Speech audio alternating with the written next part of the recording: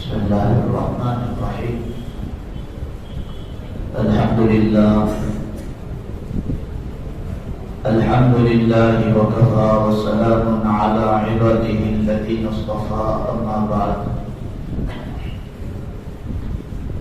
فأعوذ بالله من الشيطان الرجيم. بسم الله الرحمن الرحيم.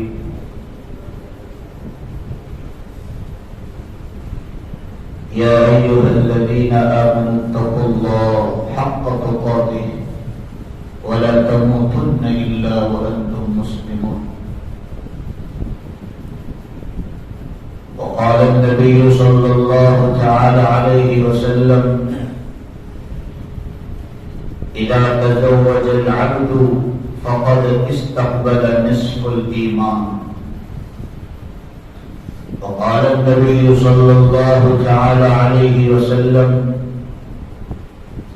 يا معشر الشباب من استطاع منكم الباءة فليتزوج فإنه أغض للبصر وأحسن للفرج، وإلا فعليكم بالصوم فإنه له وجاء. صدق اللہ العظیم. ایک مرتبہ پیار محبت کے ساتھ درود شریف پڑھو. اللہم صل علی روح محمد فی الارواح، اللہم صل علی جسد محمد فی الاجساد، اللہم صل علی قبر محمد فی القبور.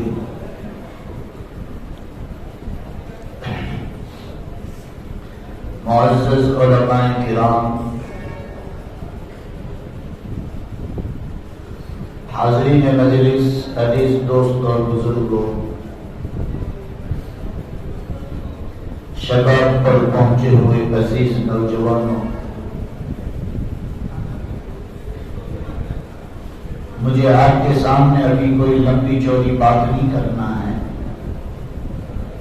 انشاءاللہ تفصیلاً بیان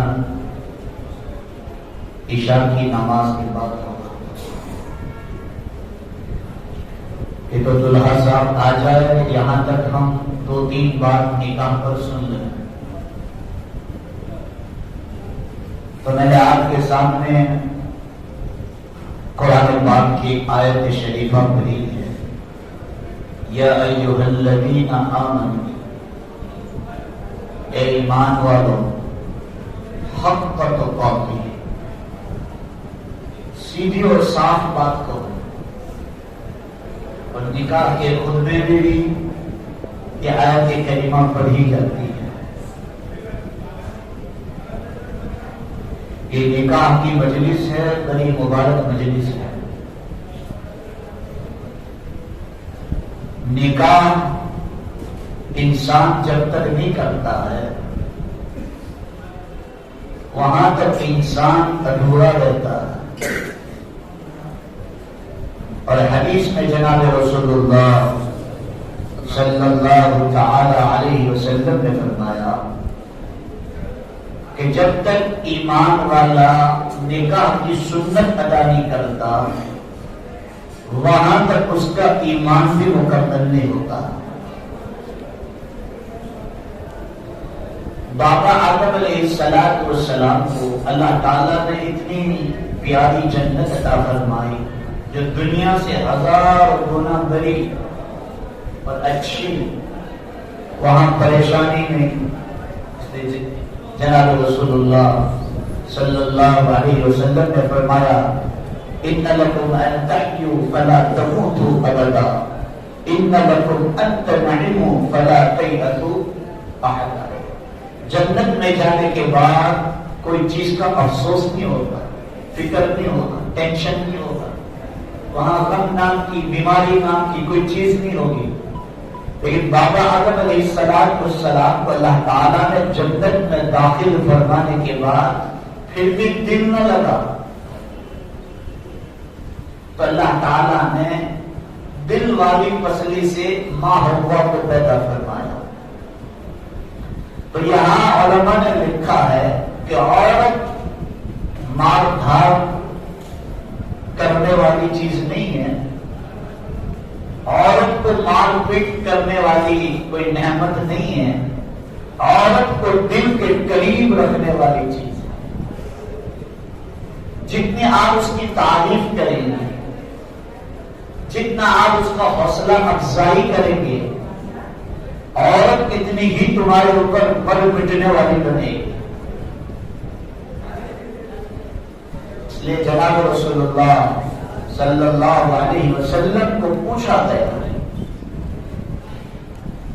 عرب کے اندر عورت کے ساتھ پیار کرنا، محبت کرنا ایک عیب تھا، تو اللہ کے رسول صلی اللہ علیہ وسلم کو پوچھا گیا کہ آپ کو دنیا میں سب سے زیادہ پیار اور محبت کس سے ہے؟ تو اللہ کے نبی نے اس کے سوال کو بھانپ لیا اور اس کے مطابق جواب دیا کہ مجھے عائشہ سے محبت ہے۔ تو وہ فوراً اپنے سوال کو موڑنے لگا کہ اللہ کے رسول میرا یہ منشا نہیں تھا کہ کس عورت کے ساتھ آپ کو محبت ہے، میں تو ایسے ہی پوچھ رہا ہوں کہ آپ کو دنیا میں سب سے زیادہ محبت لگاؤ کس سے ہے؟ تو اللہ کے رسول صلی اللہ علیہ وسلم نے فرمایا ابو بکر صدیق کی بیٹی کے ساتھ۔ اللہ کے رسول نے جواب بدل دیا۔ اب ایک حدیث مجھے یاد آئی، فوائد الفوائد شریف میں ایک واقعہ لکھا ہے، یہ حدیث کو لکھا ہے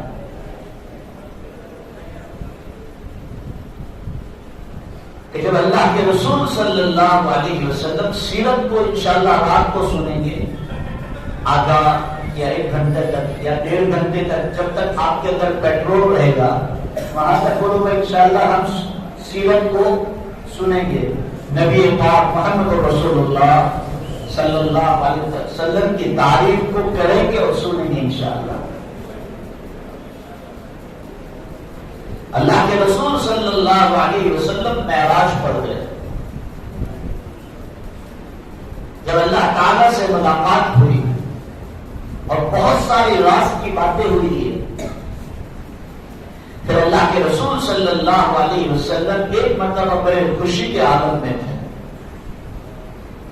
اللہ کے رسول گھر میں تشریف لائے، عائشہ رضی اللہ تعالیٰ عنہا کو فرمایا یا عائشہ جو پوچھنا ہے پوچھ، مجھے علم ہوگا تو بتاؤں گا، جو مانگنا ہے مانگ، میرے پاس ہوگا تو میں دوں گا۔ عورتیں بھی بڑی چالاک ہوتی ہیں۔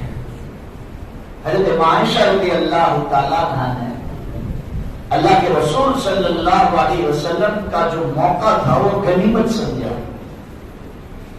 نہ دنیا کو مانگا نہ جنت کو مانگا، مانگا تو راز کی بات کو مانگ لیا۔ اللہ کے رسول کہتے ہیں کہ یا رسول اللہ، اور میرے سر کے تاج، میرے حبیب محمد رسول اللہ صلی اللہ علیہ وسلم، مجھے نہ دنیا کی بات کا علم چاہیے نہ مجھے جنت کے بات کا علم چاہیے، مجھے تو ایک بات کا میرے دل میں سوال پیدا ہوتا ہے کہ اللہ تعالیٰ نے جب آپ کو 7 آسمانوں کے اوپر عرش معلیٰ میں بلایا اور اتنے قریب ہوئے، حدیث میں آتا ہے شہادت کی انگلی اور اس کے بازو والے انگلی کتنے قریب ہوئے، اللہ اور رسول اتنا قریب ہو گئے۔ میرے نبی کا سینہ کتنا مضبوط ہوگا، مسافر تو صرف تجلی ڈالی تو پار ریزہ ریزہ ہو گیا پہاڑ، اور موسیٰ علیہ السلام بے ہوش ہو گئے، اور ادھر لائیو اللہ کے رسول کو دیکھ رہے، اور وہ لوگ اللہ کے رسول محمد رسول اللہ صلی اللہ علیہ وسلم کس کو دیکھ رہے؟ اللہ کو دیکھ رہے۔ سینہ علم نشرح لک صدرک ووضعنا عنک وزرک۔ تو اللہ کے رسول صلی اللہ علیہ وسلم کو پوچھا عائشہ صدیقہ رضی اللہ تعالیٰ عنہا نے کہ اللہ کے رسول، میں تو آپ کو یہ بات پوچھنے چاہتی ہوں کہ جب آپ عرش معلیٰ پر گئے اور اللہ سے ملاقات ہوئی، اور اللہ سے ملاقات ہونے کے بعد اللہ اور آپ کی بہت ساری راز کی باتیں ہوئی ہے، اس میں سے ایک راز کی بات بتلا دے، تھوڑا دھیان سے سنو، ایک راز کی بات بتلا دے۔ اللہ کے رسول نے مسکراتے ہوئے فرمایا عائشہ نہ جنت کو مانگا نہ دنیا کو مانگا، مانگا تو میری راز کی بات کو مانگ لیا، لیکن میں نے وعدہ کیا تھا تو میں بتاؤں گا۔ اللہ کے رسول صلی اللہ علیہ وسلم نے فرمایا عائشہ جب میں اللہ کے پاس گیا، عرش معلی میں داخل ہوا تو اللہ تعالیٰ نے فرمایا او میرے حبیب، او میرے مزمل اور مدثر طہ یاسین آقائے نامدار تاجدار مدینہ محمد رسول اللہ صلی اللہ تعالی علیہ وسلم، آپ کی امت قیامت تک کسی کا ٹوٹا ہوا دل جوڑ دے۔ کیا کر دے؟ بولو زور سے، ارے بولو زور سے، کسی کا ٹوٹا ہوا دل جوڑ دے، اللہ بغیر حساب و کتاب جنت میں داخل کر دے۔ جب اللہ کے رسول نے یہ بات بتلائی، عائشہ رضی اللہ تعالیٰ تو خوشی کے مارے جھوم اٹھی اور حجاب لیا، بڑی چادر لی اور برقع کیا، اور برقع کرنے کے بعد اللہ کے رسول کو کہنے لگی اللہ کے رسول آپ کی اجازت ہو، آپ کی طرف سے پرمیشن ہو تو میں میرے ابو کو جا کر بتلاؤں، میں میرے ابا کو جا کر بتلاؤں، ابو بکر صدیق رضی اللہ تعالیٰ کو جا کر بتلاؤں۔ اللہ کے رسول صلی اللہ علیہ وسلم نے کہا ٹھیک ہے عائشہ جاؤ، جلدی جاؤ اور واپس جلدی بتا کر آ جاؤ۔ ابھی اپنے گھر گئی عائشہ رضی اللہ تعالیٰ عنہا، اللہ کے رسول صلی اللہ علیہ وسلم نے جو بتلایا تھا پوری حدیث کس کو بتلا دی؟ بولو بھائی، ابو بکر صدیق رضی اللہ تعالیٰ۔ جب یہ حدیث ابو بکر صدیق رضی اللہ تعالیٰ کے کان پر آئی، ابو بکر صدیق زار و قطار رونے لگے، زار و قطار رونے لگے۔ ادھر عائشہ حیران، ادھر خوشی کا معاملہ ہے اور ابا جان کیا کر رہے ہیں؟ رو رہے ہیں۔ اس لیے لڑکی کو جب باپ اپنے گھر سے ودا کرتا ہے تو پورا گھر کیا ہوتا ہے؟ روتا ہے کہ بھائی باری پوری پالتا ڈیڑھ جمی سے ابھی نہ ہاتھے اونچ ہے، انہیں تقدیر کون جانے؟ اللہ۔ تو باپ رو کر اپنے بچی کو سمجھانا چاہتا ہے کہ اللہ کے رسول کی حدیث کو اور بات کو سمجھنا کوئی آسان کام نہیں ہے۔ ابو بکر صدیق جب رونے لگے تو اللہ کے رسول صلی اللہ علیہ وسلم کو یہ بات پتہ چلی۔ ابو بکر صدیق رونے لگے تو عائشہ رضی اللہ تعالیٰ نے فرمایا ابا جان اس میں رونے کی کوئی بات تو ہے نہیں، اور آپ نے رونا شروع کر دیا اور آپ نے گر گرانا شروع کر دیا، آپ نے زار و قطار رونا شروع کر دیا، جس کے لیے میرا دل بیٹھا جا رہا، میں مایوسی کی طرف جا رہی ہوں، میرا دل بیٹھا جا رہا ہے۔ ابو بکر صدیق رضی اللہ تعالیٰ نے کیا فرمایا؟ تھوڑا کان کھول کر سنیں۔ آج تھوڑی تھوڑی باتوں میں ہم لوگوں کے دل توڑ دیتے ہیں۔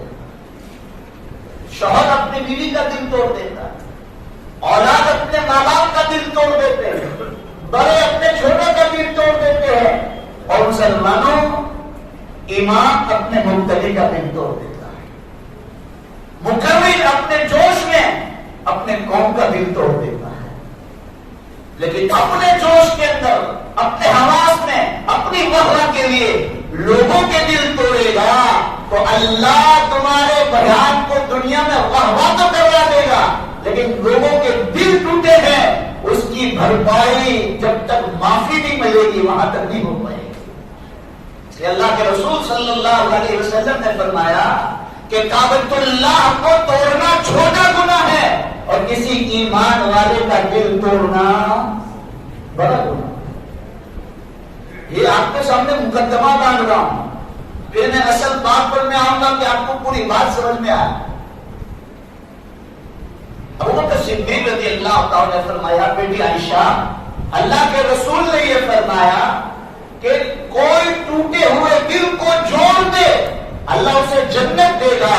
تو سکے کے دو پہلو ہوتے ہیں، نوٹ کے بولو بھائی، دو چھپان ہوتی ہے، ایک طرف چھپان ہو اور دوسری طرف چھپان نہ ہو، ایک طرف سکہ چھپا ہوا اور دوسری طرف بولو بھائی پلین ہو۔ کوئی دکان والا لے گا کہیں اس کی بولو بھائی مال خریداری ہوگی اس سے نہیں، اسے بے نہیں ہوگی ہے، اسے لین دین نہیں ہوتا ہے، بے ہوگی تو بھی توڑ جائے گی کہ بھئی یہ آپ کو مجھے غلط پیسے دے رہے۔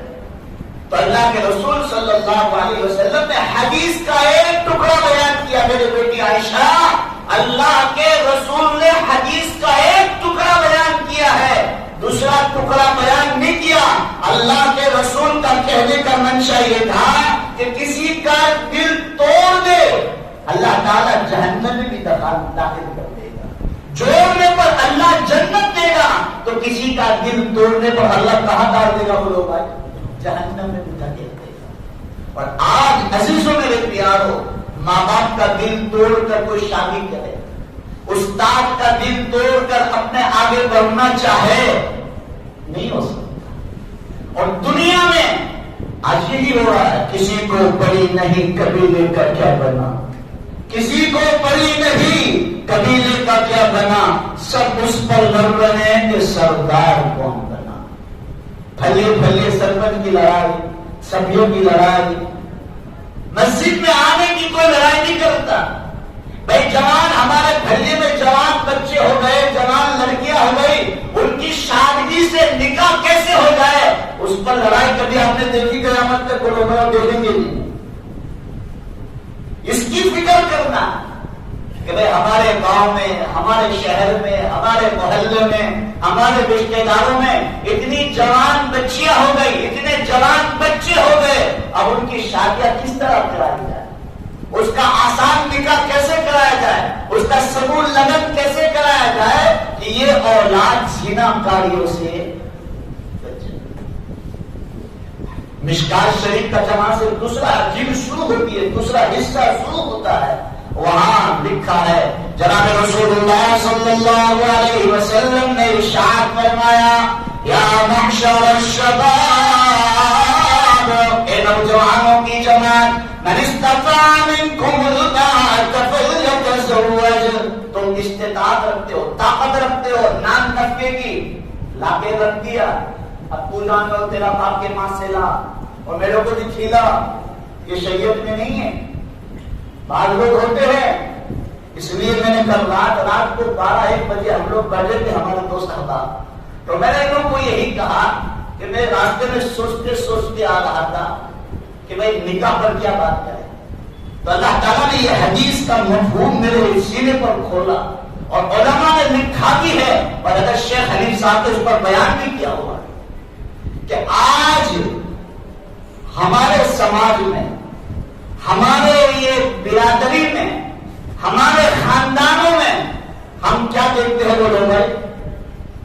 لمالہا ولی جمالہا ولی حسن، دینداری کا بولو بھائی اللہ ماشاء اللہ کوئی دیکھتا ہے، میں سب کو انگلی نہیں اٹھاتا ہوں، لیکن یہاں حدیث کو یہ لکھنے یا معاشر الشباب کے بعد یہ حدیث نکاح کے وہاں لکھی ہے کہ آپ مالداری کو دیکھتے ہیں، خوبصورتی کو دیکھتے ہیں اور حسب اور نسب کو دیکھتے ہیں، تو جب سے تمہاری اولاد کی تربیت یہاں سے شروع ہو جاتی ہے۔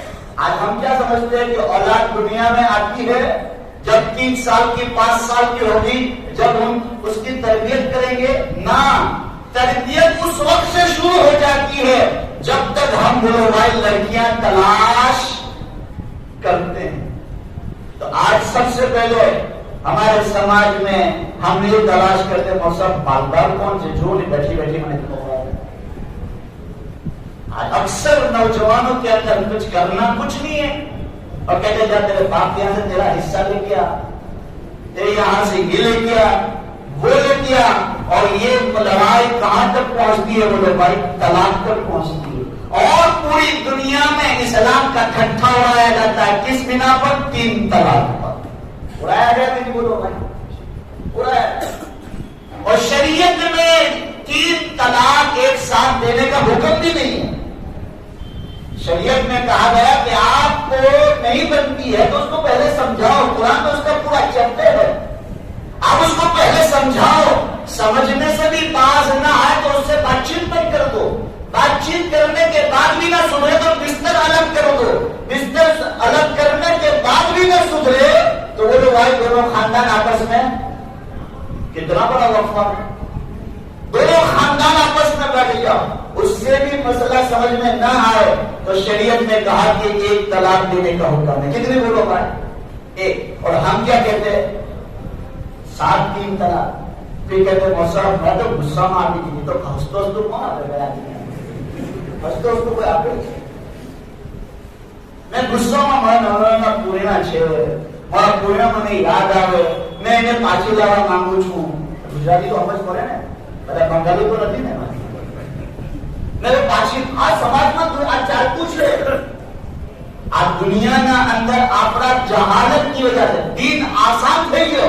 જેટલો દીન મેં આજે સંતરામપુરમાં રાતના આ જ કીધું કે જેટલો દીન આસાન થઈ ગયો એટલા આપણા દિલોમાંથી દીનની એહતરામ ખતમ થઈ. अब बड़े बड़े अच्छे घराने के लोग तलाक देते थे. अब कहते हैं कि मौसा कहीं को बयान करो नहीं 50,000 रुपया, ये पैसों से थोड़ी चलता है. ये शरीयत पैसों से, रियासत से और मुसलमानों रिश्वत से नहीं चलती. यहाँ तो अल्लाह का हुक्म चलता है और जनाब रसूलुल्लाह सल्लल्लाहु तआला अलैहि वसल्लम की शरीयत जो आई है उस पर चलेगा. अब कहते हैं मौसा अब क्या करें? तो शरीयत में इस्लाम के कानून के मुताबिक अब उसको वापस लाना हो तो दोनों को सजा दी है कि तू सुधरी नहीं और तूने गुस्से में आकर तलाक दी. तो शरीयत ने दोनों को क्या किया है बोलो भाई? सजा दी. और ऐसी सजा कि दोनों के दिल धड़क जाते हैं कि भाई हलाला करो. हलाला करवाने के बाद आप उसके साथ बांधछोड़ भी नहीं कर सकते कि तू छोड़ी देजे, आटला दिवस में छोड़ देजे, आटला कलाक में छोड़ी देजे. ये भी नहीं हो सकता. आज ये मसाइल हम जानते नहीं है और आज हमारे उलमा ने ये मसाइल आवाम को बोलो भाई बतलाए भी नहीं. इसकी वजह से हमारे समाजों में बुराइयां आम हो गई. तलाक के मसाइल बढ़ गए. थोड़ी थोड़ी बातों में घर पूरे बर्बाद हो गए. तो अजीजों मेरे प्यारों, औलाद की तरबियत उस वक्त से शुरू हो जाती है जब तुम्हारा दोनों का नक्की होता है. शादी बोलो भाई एक दूसरे को पसंद कर लेते हो, वहां से औलाद की बोलो तरबियत शुरू हो जाती है. तुम कहेंगे मौसा जो औलाद को आई नहीं, मैं औलाद की तरबियत के लिए ना चाहती. तुम्हारे जहनों में बात आएगी, मैं उसकी तशरीह करता हूं. सुनो, जनाब रसूलुल्लाह सल्लल्लाहु अलैहि वसल्लम ने फरमाया लिमालिहा वली जमालिहा वली हसबिहा. तुमने खूबसूरती को देखकर तुमने शादी की. सुनो, ये हदीस का तर्जुमा सुनो, उसकी तशरीह कर रहा हूं. तुमने खूबसूरती को देखकर शादी की, दीनदारी नहीं देखी कि भाई दीनदार घराना है कि नहीं, वो औरत के पास दीन है कि नहीं है. इसलिए अल्लाह के रसूल ने फरमाया बच्चों का सबसे पहला मदरसा कौन सा है बोलो भाई? इलल महदी इलल लहद. पहला मदरसा माँ की गोद है. और तुमने माँ को सही चॉइस भी किया तो ये औलाद नेक आएगी या बद आएगी आप खुद फैसला कर सकते. आपने खूबसूरती को देखकर शादी की तो हदीस की तशरीह लिखने वालों ने लिखा है कि ये औलाद जब दुनिया में आएगी तो ईसाई लोग सबसे पहले क्या देखते हैं? बोलो जोर से, खूबसूरती देखते हैं. ये औलाद आएगी तो दुनिया के कल्चर में रहेगी और उसकी आदतें और उसका रहन सहन किसके माने होगा? मैं आज के दौर में आज के जमानों को देखो, आज के हमारे बच्चों को देख लो, कहीं जाने की बात नहीं है. खूबसूरती को देखकर तुमने शादी की तो तुम्हारी आने वाली औलाद किस पर पलेगी बोलो भाई? ईसाइयत पर पलेगी. किसी ने माल को देखकर शादी की, हाँ वो माल वाली से चलो दिल बैठे आराम करीने खाऊं. तो यहूदी क्या देखता है बोलो भाई? माल. तो तुम्हारी नस्ल जो आएगी तो बैकग्राउंड क्या है बोलो भाई? बैकग्राउंड तुम्हारी नीयत है.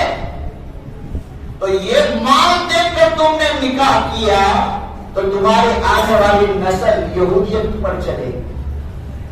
उनके चाल चलन, उनका कल्चर, उनका पहनना ओढ़ना, उनका खाना पीना किस पर जाएगा बोलो भाई?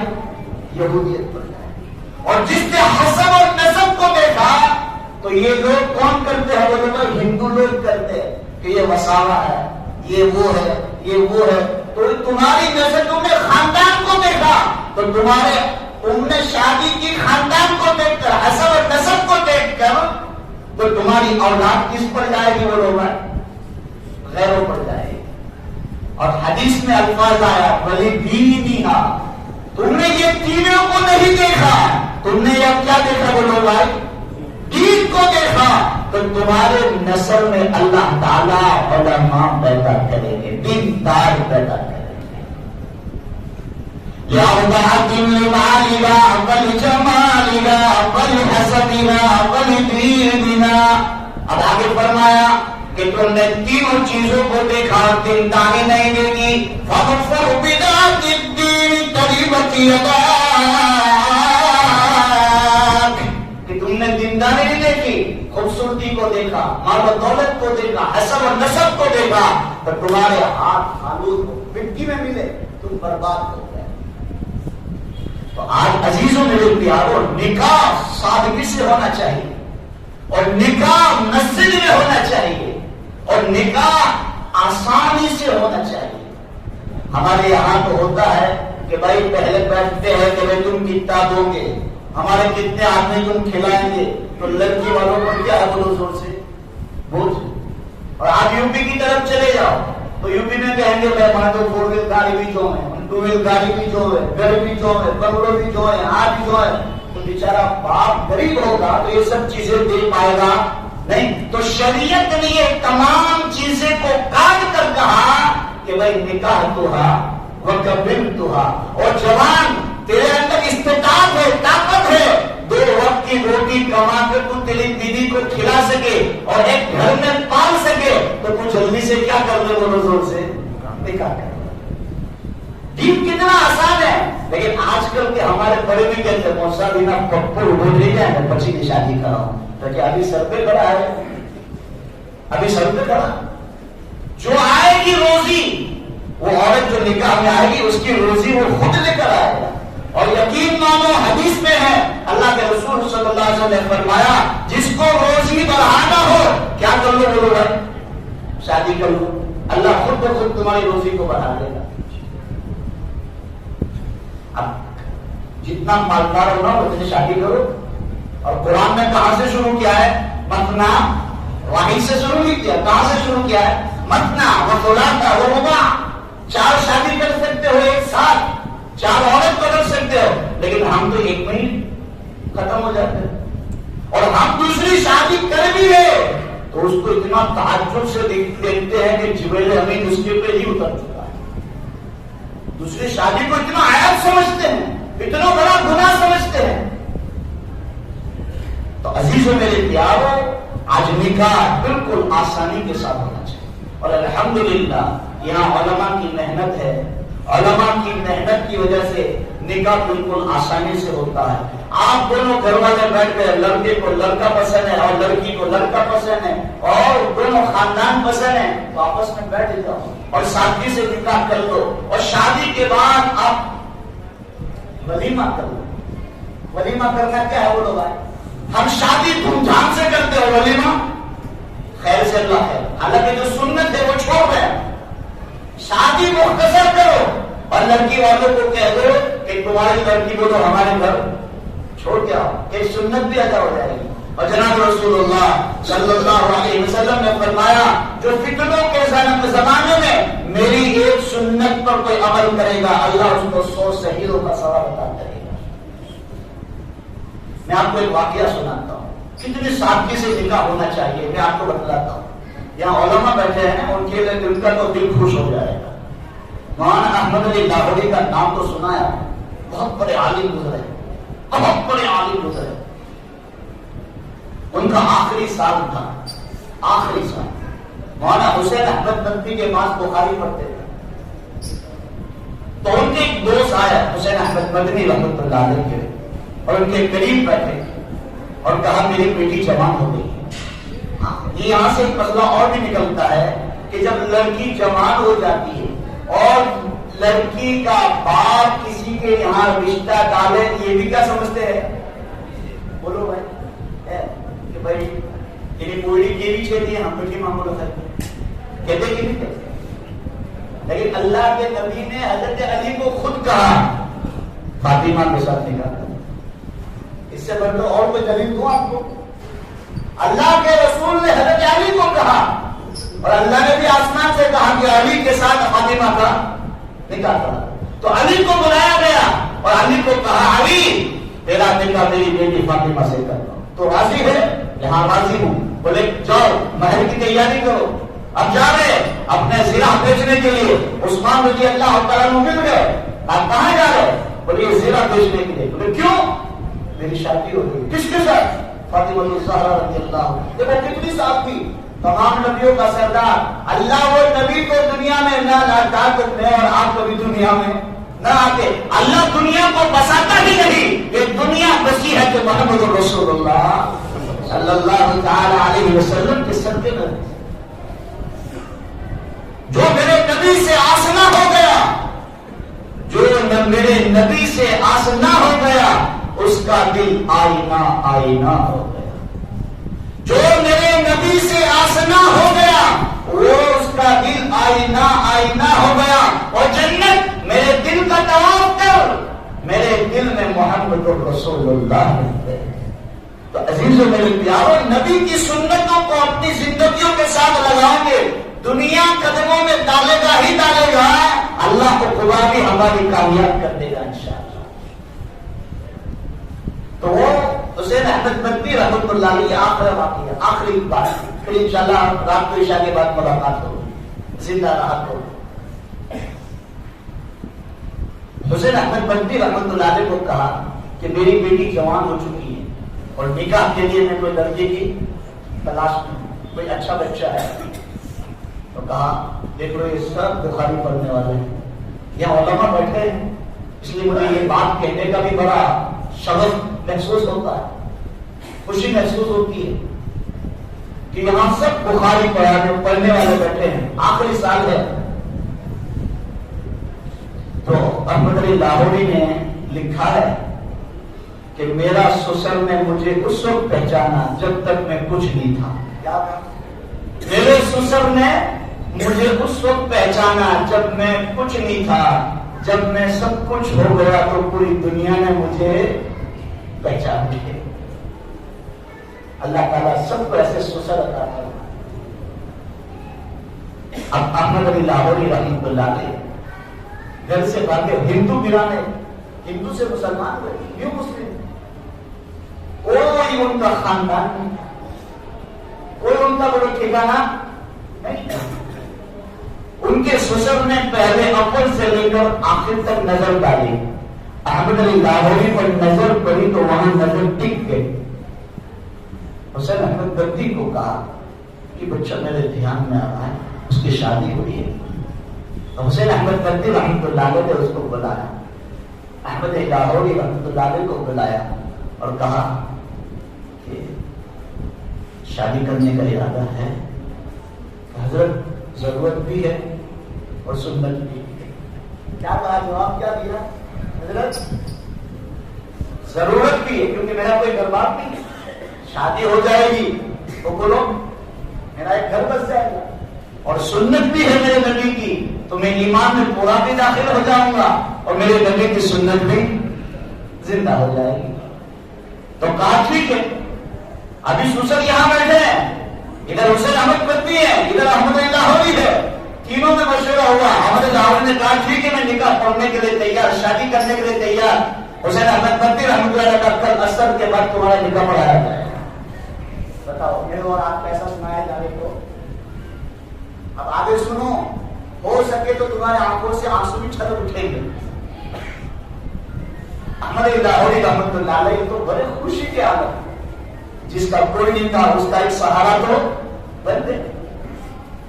وہ خوشی کے مارے جھوم اٹھے اور اپنے دوست احبابوں کو کہا کہ بھائی کل میرا نکاح، کل عصر کے بعد میرا نکاح، کل عصر کے بعد میرا نکاح ہے. تو ایک دوست نے کہا کپڑا تو صحیح لے لے، اور کپڑا کسی سے مانگ کر اچھا پہن لے. یار میرا نکاح ہے اور میں کسی سے کپڑا مانگوں، یہ بات نہیں ہو سکتی. یہی پھٹا پرانا کپڑا میں پہن کر نکاح کر سکتا ہوں لیکن کسی کا کپڑا پہن کر میں نکاح نہیں پڑھوں گا.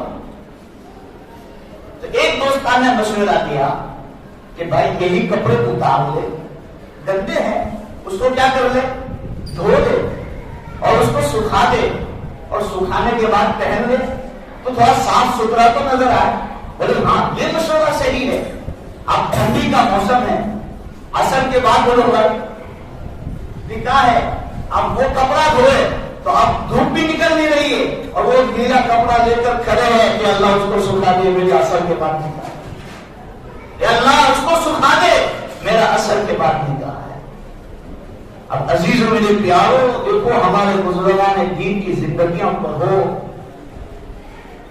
اسے پتا چلتا ہے کہ ان کی قربانیوں کی وجہ سے آج اللہ تعالیٰ نے ہمیں بہت ساری چیزیں عطا فرمائی. اب کپڑا سکھانی, وہی گیلا گیلا کپڑا پہن کر کہاں گئے بولو بھائی, مسجد میں آ گئے. سسر صاحب نے دیکھا کہ یہ بیٹے کے پاس دوسرا جوڑی کپڑا بھی نہیں ہے, وہی گیلا کپڑا پہن کر نکاح پڑھنے کے لیے آیا.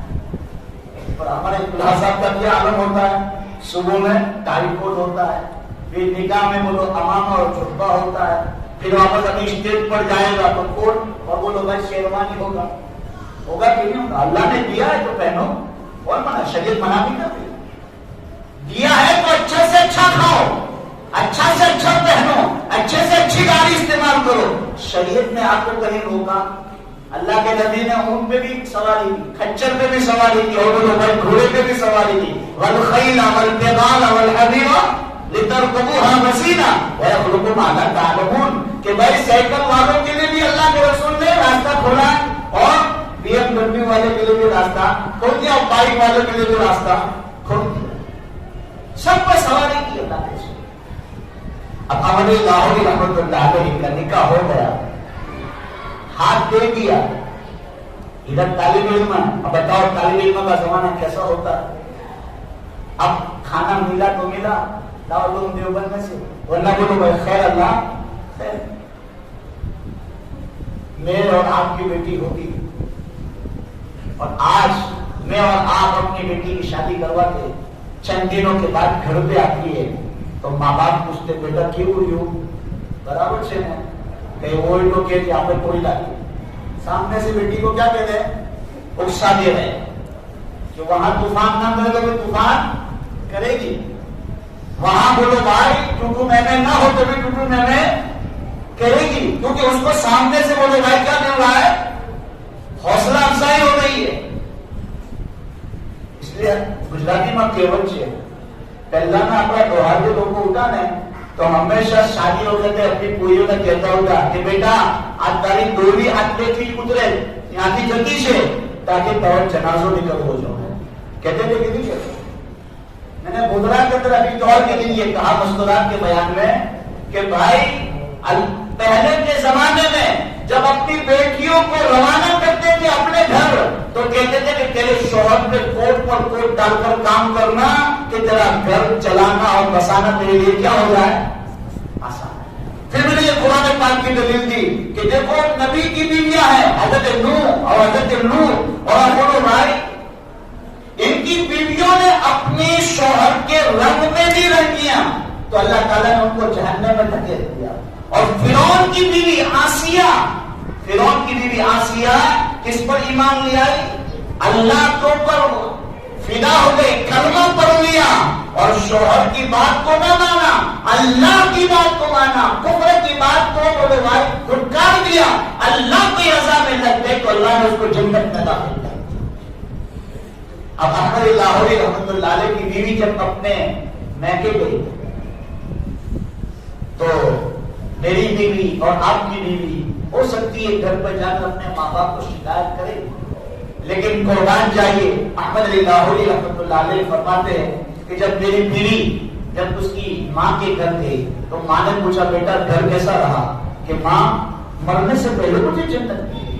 کیا کہا, مرنے سے پہلے. اب ادھر فاقے ہو رہے, فاقے میں فاقہ ہو رہا, حالات پر حالات ہے. چراغ جلانے کے گھاس تیل کے پیسے بھی نہیں ہے, تیل کے پیسے بھی نہیں ہے, مٹی کے پیسے بھی نہیں ہے, مٹی کے تیل کے. اور ادھر کیا جواب مل رہا ہے ماں باپ کو, کیا مجھے تو جیتے جیتے جنت مل گئی. شوہر تو بڑا نیک ہے، میرا شوہر تو اللہ والا ہے، میرا شوہر رات کی تنہائیوں میں اٹھ کر سب کے لیے روتا ہے، مجھے اور کیا چاہیے۔ آج کی بیویاں اور شوہر کو خبر نہیں کہ وہ ہوٹل میں بھی نہیں دیتے، کھڑوا بھی نہیں دیتے، آنکھیں بھی نہیں دیتے، آنکھیں بھی نہیں، شکایتوں کے انبار ہوتا ہے کہ نہیں ہوتا ہے۔ پھر وہاں سے ٹوٹو محنت شروع ہوتی ہے اور وہاں سے طلاق کے مشاہد ہوتا ہے۔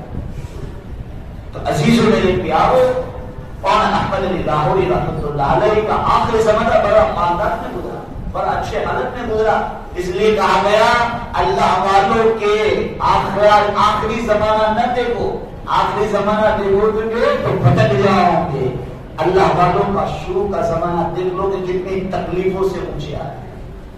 تو عزیزوں میرے پیارو، نکاح سادگی سے ہونا چاہیے اور الحمدللہ سادگی سے ہوا ہے اور سادگی سے ہوگا انشاءاللہ۔ بولو کچا پکا انشاءاللہ نہیں، مجھے پکا انشاءاللہ چاہیے، بولو انشاءاللہ، ایسا پڑھتا ہوا انشاءاللہ نہیں، بولو زور سے انشاءاللہ۔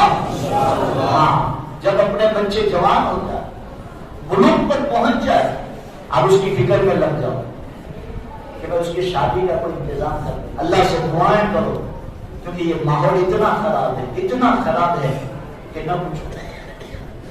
بچیاں نہ بگڑے تو بھی بگاڑنے میں آتا ہے۔